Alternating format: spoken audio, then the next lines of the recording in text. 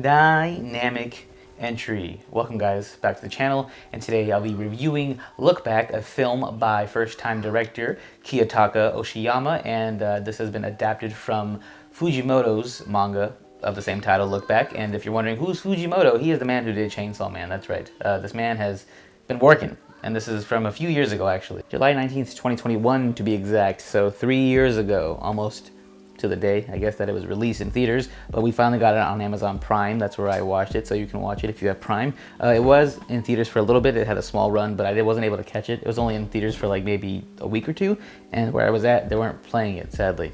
The manga itself is a one-shot, and congruently, this film is not very long at all. It sits at barely like an hour, maybe a little bit over, like 61 minutes or something, they said. And boy, does it pack a punch within that one little hour. Unfortunately, I wasn't able to read this beforehand. I probably should have, maybe, I don't know. But this is the first time I had heard of it when it was getting released. I didn't know that Fujimoto had did stuff outside of like Fire Punch and Chainsaw Man. Especially something like this that is so, I guess, inherently sweet and innocent compared to like his other stuff. So, you know, whenever you see Fujimoto, you assume that whatever he's working on is going to be kind of a little twisted and dark. But this was like a complete left from that entire idea that I have of him and his work. The film will follow two girls, but it opens up with the main girl being Fujino, who is a elementary school artist of sorts. She's a manga artist who posts for the school paper, and she's pretty good, and people love it, and they enjoy her work, and they say that, oh, she's going to be famous as far as a mangaka goes, or maybe if she wanted to, she could be some sort of sports star, because I guess she's pretty talented in the sports field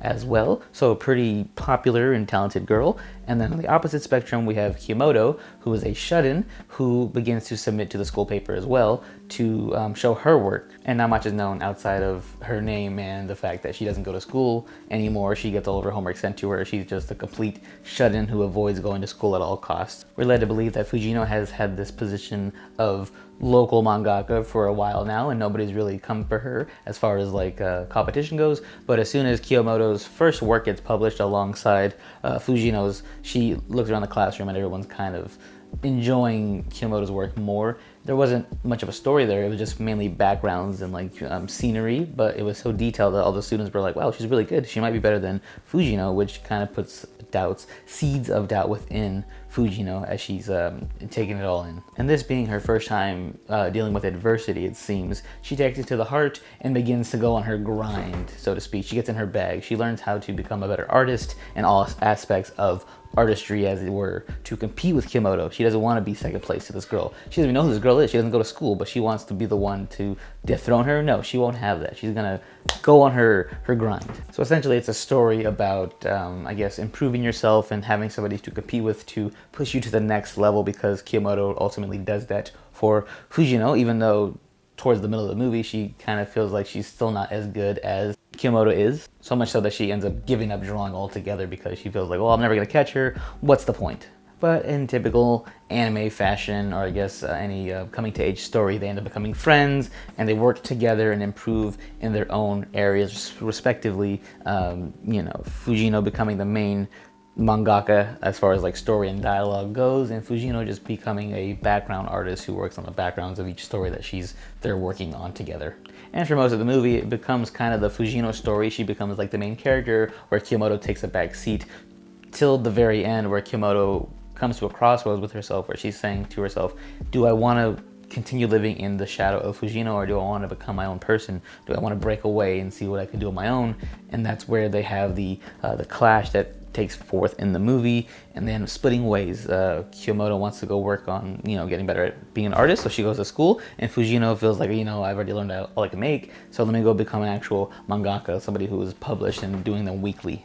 Then we get a bit of a time skip, and then tragedy strikes as a student walked onto Kiyotaka's campus with a pickaxe and ended up killing a few students and injuring more. We find out that among those students who were killed, it was Kiyotaka, so Fujino gets the phone call and freaks out about it, rightfully so. But up until this point, they hadn't talked for, it seems like, years. So then we get Fujino dealing with the guilt of all of it, kind of like the survivor's guilt sort of thing, like, oh, it should have been me, or I could have prevented this if I would have just pushed you to, you know, come with me more than just letting you go and like do your own thing because we had a disagreement or whatever. And that is ultimately the story itself. It was a short one shot, so not too much goes into it. So I guess we can really talk about mainly what my gripes are with it and the things that I liked about it. And one of my biggest gripes as it is the fact that it is so short. We don't get to see a full story. We're so used to, or at least I'm so used to seeing anime or movies in general show you what happens between all the time skips for the most part. So that's my biggest thing, is that we didn't get to see what happened between them splitting off and Kimoto going to college and Fujino becoming an artist. They touch on it a little bit within like a butterfly effect, go back and change everything storyline, but we don't get to see fully what happens. We don't know what's true and what's not true. And seeing a lot of people come out of the theater, like on TikTok or whatever, like their reviews of it, people seem to be crying or upset. Not upset, but like crying tears of like sadness, like they felt sadness for it. And for me, I felt a disconnect because I didn't really get to fully see their friendship, I guess, decay throughout the years. So it felt kind of just abrupt the way it ended, and seeing the stuff that would have been, or what could have been, not be really real. But this being a directorial debut for Kiyotaka Oshiyama, I think he did a really good job. All of everything that was in this was kind of new to me. Like, I haven't seen a lot of these animation styles before, especially like the opening part where she's drawing and then it goes into like her little manga and it becomes kind of like a scribble drawing of some sort animation style. I thought that was really nice. And as far as like the regular animation goes, it does kind of go between like the CG 3D effect to like a 2D effect. So the way it switched between styles is really nice. And yeah, it felt, I mean, it didn't feel too rushed as far as it being, because it's a short story. So I think it's well paced within the story constraints that it had. So I can't say like, oh, it was rushed. It was just what it was given in the story that we had. I think he did it pretty well. It wasn't like super rushed within that context. And the voice actors too, because I didn't watch this subbed, I watched this dubbed. I think they did a really good job. They nailed their roles respectively. You know, Fujino being like the more outgoing, loud one, and Kimoto being the more quiet, reserved one. Big complaint also, I guess not complaint, but just like what I didn't like. I didn't feel that their relationship was super genuine on Fujino's side. Like Kimoto, I feel like she kind of worshipped Fujino, like, oh my gosh, I love your work, whatever, I followed you through the years and reading the school paper, and we learned that by her telling her that.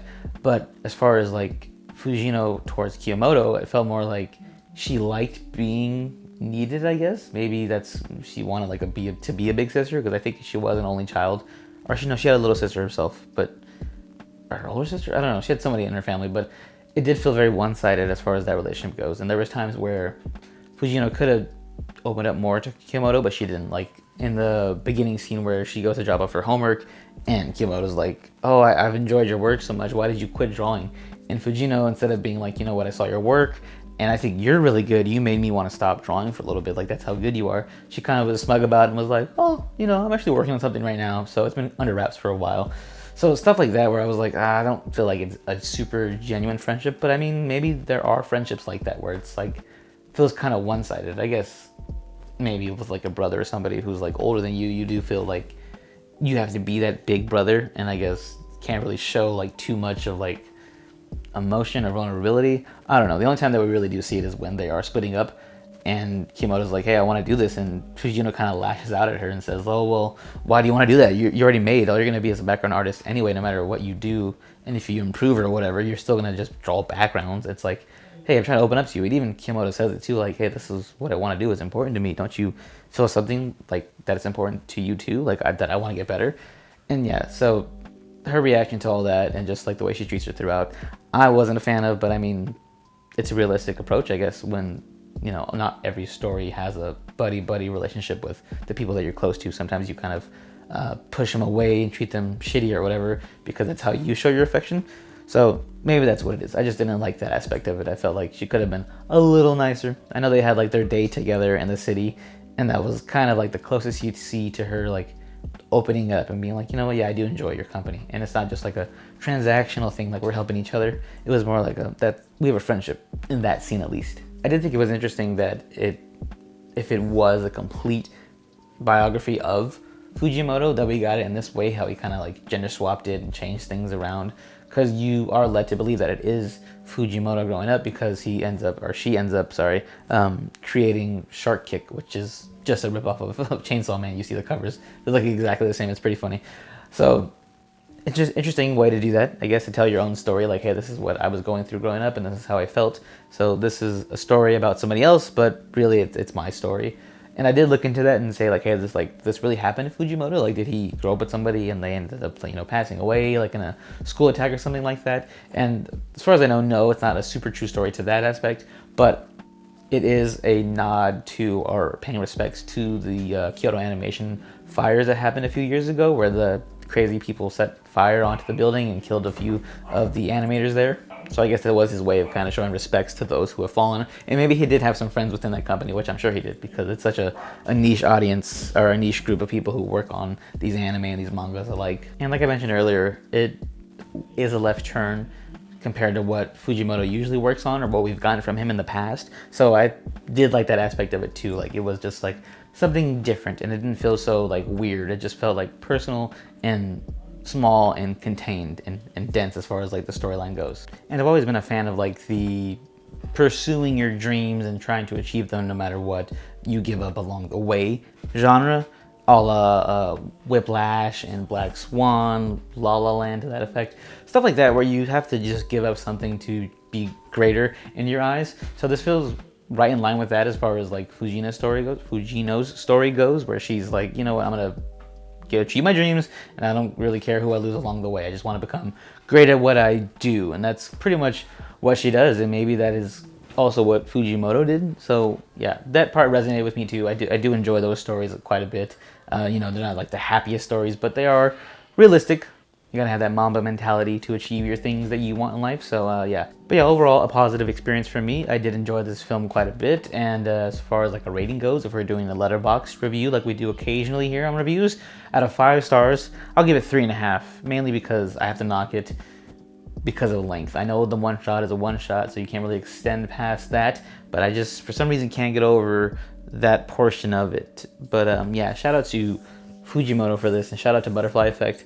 That was cool to see the poster in the background, and it was like a little Easter egg if you saw it, for them to go ahead and do like a Butterfly Effect ending towards the end. I did like that. Butterfly Effect ruined me as a kid, so that was cool to see. But yeah, it is on Amazon Prime, so if you do want to check it out, it's only an hour long. It's pretty easy watch. Well, time-wise, I don't know about emotionally for you. You might feel differently, but yeah, go check it out if you'd like. It was a fun time for me. So if you've seen it already, let me know what you think of it down below in the comment section. Like your thoughts and your ratings, whatever you have to say. I'm sure you disagree with my rating. I'm sure you probably really liked it. Maybe you didn't. Maybe you hated it. Maybe you hate everything that Fujimoto does, which I can see. That makes sense. But yeah, that's my review for it. Hopefully you guys enjoyed it. Until next time I see you, I hope you subscribe down below and follow all that fun stuff. And yeah, go ahead and pursue your dreams.